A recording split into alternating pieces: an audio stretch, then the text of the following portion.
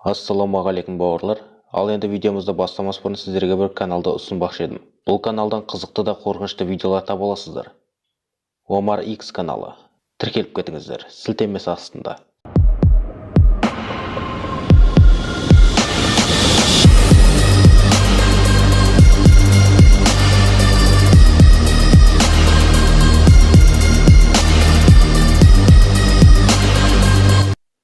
Айжан ауылға туыстарының үйіне кеткенде Біржан таңғы шай үстінде түсінде Айжанды көргенін айтты. Түсінде Айжан пештің жанында бір нүктеге қарап тұр екен. Жанына келген Біржанды байқамады да. Бір уақытта Біржан қарындасымен қалжыңдаспақ болып, «Ва» деп айқайлап Айжанды қорқытпақ болды. Сол уақытта Айжан ағасына жалт қарады. Біржанның айтуынша, сол уақытта Айжанның көзқарасы сөзбен жеткізу мүмкін емес. Тіпті оған қарындасы Айжан емес, шайтанның өзі қарап тұрғандай көрінді. Біржан есін жиғаны сол еді, Айжан Біржанға бас салып, жүрегін жұлып алды да жей бастады. Құдды қорқынышты фильмдердегідей. Біржан қаңсыраған денесіне қарап айқайласа да дауысы шықпайды.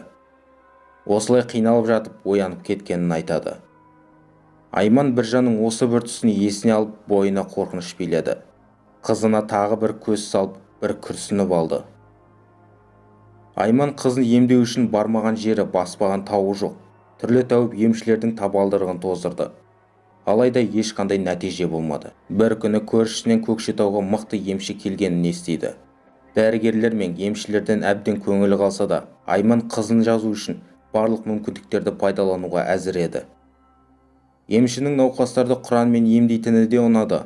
Көп ұзамай Айман күйеуімен ақылдасып, емшіні үйіне шақырады. Емші әбден арып тозған.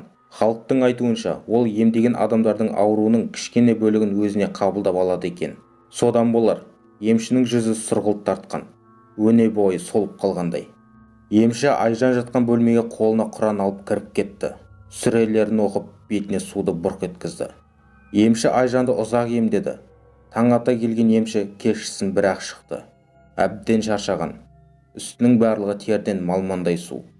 Емші сылқ етіп орындыққа отырды да, есін жиып алғысы келгендей біраз уақыт үнсіз отырды. Біраздан кейін қыздарыңыздың дерті ауыр екен. Ауруды судан тапқан, деп емші тіл қатты. Айман мен күйеуі емшінің сөздерінен кейін ұзақ ойланды. Неліктен судан, қандай судан деген сауалдар бірінің артынан бірі маза бермеді. Ойға шомып отырғанда Айжанның анашым деген дауысын естіді. Айман мен Рахымжан қызының бөлмесіне жүгіріп барып, оны құшағына қысты.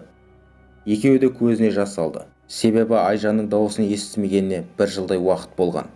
Айжан жазылды, мектепке барды. Өзінен бір сынып төмен оқығандармен бірге оқуына тура келді. Күндер өтіп жатты. Айжанның ауырғаны да, емші де ештеңе де есінде қалмаған. Үйдегілер де оны еске салуға қорықты. Бірақ құрдастары оның басына өткерген жағдайларын айтып, Айжанды сұрақтың астына алады. Бірақ Айжанның оларға айтатын жауабы жоқ. Бір күні Айжан анасынан барлық жағдайды сұрады. Сондағы емшінің ауруы судан болды деген сөзін ұзақ уақыт ұмыта алмады. Мінекей бауырлар, видео осымен тәмам. Келесі бөлімде не болатынын сәрсенбі күні күтіңіздер.